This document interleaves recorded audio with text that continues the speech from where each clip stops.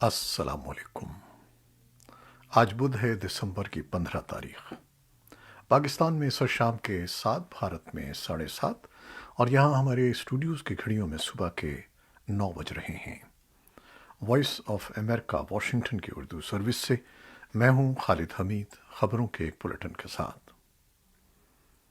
پاکستان کے وزیر خارجہ شاہ محمود قریشی کا کہنا ہے کہ 19 دسمبر کو اسلام آباد میں ہونے والے اسلامی تعاون تنظیم کے اجلاس کا محور افغانستان کی صورتحال ہوگی، جس میں ان کے بقول اسلامی تعاون تنظیم کے رکن ممالک کے ساتھ ساتھ سلامتی کونسل کے مستقل ارکان کے افغانستان سے متعلق خصوصی نمائندوں کو بھی شرکت کی دعوت دی گئی ہے۔ وہ اسلام آباد میں پالیسی ریسرچ انسٹی ٹیوٹ کے زیر اہتمام منعقدہ سیمینار کے موقع پر وائس آف امریکہ سے خصوصی گفتگو کر رہے تھے۔ پاکستان کے وزیر خارجہ نے کہا کہ دنیا کو افغانستان کی طالبان حکومت کے ساتھ روابط رکھنے چاہیے تاکہ افغانستان عدم استحکام کا شکار نہ ہو اور وہاں دہشت گردوں کو جگہ نہ ملے۔ وزیر خارجہ نے کہا کہ اگر دنیا طالبان سے ایک جامع حکومت خواتین کے حقوق کا تحفظ کرنے کا کہہ رہی ہے اور اس بات کی متمنی ہے کہ افغانستان میں بین الاقوامی دہشت گرد تنظیموں کو جگہ نہیں ملنی چاہیے، تو اس پر توجہ دینا طالبان حکومت کے مفاد میں ہے۔ وائٹ ہاؤس کا کہنا ہے کہ فوری طور پر $10 ارب کی رقوم طالبان کو جاری کرنے کا کوئی اقدام زیر غور نہیں ہے۔ اس رقم کو 15 اگست کو طالبان کی جانب سے افغانستان کا کنٹرول سنبھالنے کے بعد منجمد کر دیا گیا تھا۔ معمول کی روزانہ بریفنگ کے دوران پریس سیکریٹری جین ساکی نے پیر کی شام اخبار نویسوں کو بتایا کہ ان اثاثوں تک رسائی نہ ملنے کی کئی ایک وجوہات ہیں۔ انہوں نے کہا کہ یہ ایک پیچیدہ معاملہ ہے اور یہ کہ انتظامیہ بہت باریکی بینی کے ساتھ اور اتحادیوں اور شراکت داروں سے رابطے میں رہ کر اس کا جائزہ لیتی رہتی ہے۔ افغان وزیر خارجہ امیر خان متقی نے ایسوسی ایٹڈ پریس کے ساتھ ایک انٹرویو میں امریکہ اور دیگر ملکوں سے مطالبہ کیا تھا کہ افغانستان کے منجمد اربوں ڈالر جاری کیے جائیں، یہ کہتے ہوئے کہ غیر مستحکم افغانستان کسی کے مفاد میں نہیں ہوگا۔ ساکی نے کہا کہ ان رقوم کے معاملے میں ایک مسئلہ یہ لاحق ہے کہ 11 ستمبر سن 2001 کے دہشت گرد حملے میں ہلاک ہونے والوں کے لواحقین نے قانونی چارہ جوئی کر رکھی ہے، جس سلسلے میں طالبان کے خلاف فیصلوں کا امکان موجود ہے۔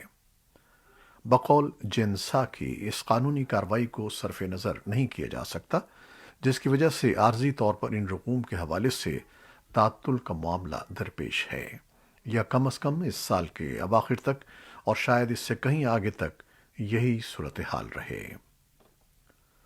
اقوام متحدہ نے کہا ہے کہ طالبان کے اگست میں ملک پر کنٹرول کے بعد سے اب تک مصدقہ طور پر 100 سے زائد ماورائے عدالت ہلاکتوں میں ملوث ہونے کا الزام ہے۔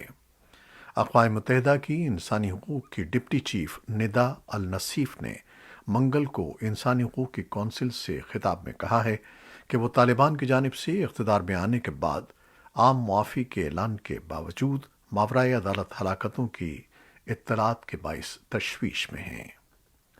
دوسری جانب طالبان کی وزارت خارجہ کے ترجمان عبدالقہار بلخی نے سابق انتظامیہ کے اہلکاروں پر مظالم کے الزامات کی تردید کرتے ہوئے کہا ہے کہ طالبان حکومت عام معافی کے اعلان پر قائم ہے۔ انہوں نے کہا کہ عام معافی کے اعلان کے برخلاف عمل پر کارروائی کی جائے گی اور اس قسم کے واقعات کی مکمل تفتیش کی جائے گی، تاہم غیر مصدقہ افواہوں پر توجہ نہیں دینی چاہیے۔ ندا النصیف نے افغانستان کی صورتحال پر اقوام متحدہ کی انسانی حقوق کونسل کی چیف مشل بیچلٹ کو منگل کو بریفنگ دیتے ہوئے بتایا کہ طالبان کے مخالف گروہ داعش خراسان کے بہت سے جہادی بھی گزشتہ دنوں میں مارے گئے ہیں۔ پاکستان کے مرکزی بینک نے منگل کو آئندہ 2 ماہ کے لیے شرح سود مزید 1% بڑھانے کا اعلان کیا ہے، جس کے بعد اب ملک میں شرح سود بڑھ کر 9.75% ہو گئی ہے۔ اس سے قبل نومبر میں بھی اسٹیٹ بینک نے شرح سود میں 1.5% کا اضافہ کیا تھا۔ ادھر دوسری جانب ماہرین معیشت کا کہنا ہے کہ یہ اضافہ پہلے ہی متوقع تھا۔ مرکزی بینک کو ملک میں بڑھتے ہوئے افراطی زر پر قابو پانے اور تجارتی خسارے کی وجہ سے بڑھتے ہوئے جاری کھاتوں کے خسارے پر قابو پانے کے چیلنجز کا سامنا ہے، جس کے لیے یہ اقدام اٹھایا گیا ہے۔ ان کا کہنا ہے کہ اس سے ایک جانب مہنگائی میں کسی حد تک کمی واقع ہوگی تو دوسری جانب معاشی سرگرمیاں ماند پڑیں گی، جس سے ترقیاتی کام متاثر اور بے روزگاری بڑھ سکتی ہے۔ تاہم مثبت پیش رفت یہ ہے کہ پاکستان میں رواں سال زرعی شعبے کی نمو بہتر رہنے کی توقع ہے، جس سے امید کی جا رہی ہے کہ ترقی کی رفتار 4 سے 5% کے درمیان رہے گی۔ امریکی وزیر خارجہ اینٹنی بلنکن نے بدھ کے روز کہا کہ میانمار کے خلاف مزید اقدامات لاگو کرنے پر غور ضروری ہے، جہاں فوجی بغاوت کے 10 ماہ بعد بحران بدستور بڑھ رہا ہے۔ کوالالمپور کے دورے کے دوران ملائیشیا کے وزیر خارجہ سیف الدین عبداللہ کے ساتھ صحافیوں سے بات کرتے ہوئے بلنکن نے کئی مخصوص اہداف کا حوالہ دیا، جن میں تشدد کا خاتمہ، قیدیوں کی رہائی اور فلاحی کارکنوں تک رسائی شامل ہے۔ ملائیشیا کے وزیر خارجہ سیف الدین نے کہا کہ میانمار کی صورتحال اگلے ماہ آسیان کے وزرائے خارجہ کے اجلاس میں ایجنڈے کا ایک اہم حصہ ہوگی۔ بلنکن جمعرات کو تھائی لینڈ روانہ ہوں گے۔ یوکرین کے دورے سے واپس آنے والے امریکی قانون سازوں نے خبردار کیا ہے کہ واشنگٹن کی طرف سے پابندیوں کی دھمکیاں اور سفارتی تدبیریں روسی صدر ولادیمیر پوٹن کو ممکنہ طور پر حملہ روکنے کے لیے مؤثر ثابت نہیں ہو رہی ہیں۔ ڈیموکریٹس اور ریپبلکنز کے گروپ نے ہفتے اور اتوار کو کیف کا دورہ کیا، جہاں انہوں نے یوکرینی اسپیشل فورسز کے کمانڈر اور امریکی اسپیشل آپریٹرز اور نیشنل گارڈز کے دستوں سے ملاقات کی، جو یوکرین کی فوج کی تربیت میں مدد کر رہے ہیں۔ انہوں نے صورتحال کو انتہائی تشویشناک قرار دیا اور وائٹ ہاؤس پر زور دیا کہ وہ روسی حملے کو روکنے کی امید میں یوکرینی افواج کو ہتھیاروں کی فراہمی تیز کرے۔ روس کے صدر ولادیمیر پوٹن نے منگل کے روز فرانسیسی صدر ایمانوئل میکرون کے ساتھ ایک کال کے دوران نیٹو میں یوکرین کی ممکنہ رکنیت کے بارے میں روس کی تشویش کا اعادہ کیا اور اصرار کیا کہ مغرب ماسکو کو ضروری حفاظتی ضمانتیں فراہم کرے۔ بھارت کے صدر رام ناتھ کووند اس وقت بنگلہ دیش کے 3 روزہ سرکاری دورے پر ہیں۔ وہ 16 دسمبر کو بنگلہ دیش کی آزادی سے متعلق 50 سالہ تقریبات میں شرکت کریں گے۔ بنگلہ دیش کی وزیر اعظم شیخ حسینہ واجد اور وزیر خارجہ AK عبد المومن نے ان سے ملاقات کی۔ وہ اپنے بنگلہ دیشی ہم منصب محمد عبد الحامد کے ساتھ وفود کی سطح کے مذاکرات کریں گے۔ دورے سے ایک روز قبل بھارت کے خارجہ سیکریٹری ہرش وردھن شرنگلا نے نئی دہلی میں میڈیا سے بات کرتے ہوئے کہا تھا کہ یہ دورہ بے حد اہم ہے۔ انہوں نے بھارت بنگلہ دیش رشتوں میں کسی بھی قسم کے تعطل سے انکار کیا، لیکن بعض مبصرین کا خیال ہے کہ دونوں ملکوں کے درمیان ایسے متعدد امور ہیں جو باہمی رشتوں کی گرمجوشی کو متاثر کر رہے ہیں۔ کورونا وائرس سے متعلق خبریں۔ افغانستان کے لیے امریکہ کے خصوصی ایلچی تھامس ویسٹ نے افغانستان کو کوویکس کے ذریعے کورونا ویکسین کی اضافی 10 لاکھ خوراکوں کی فراہمی کا اعلان کیا ہے۔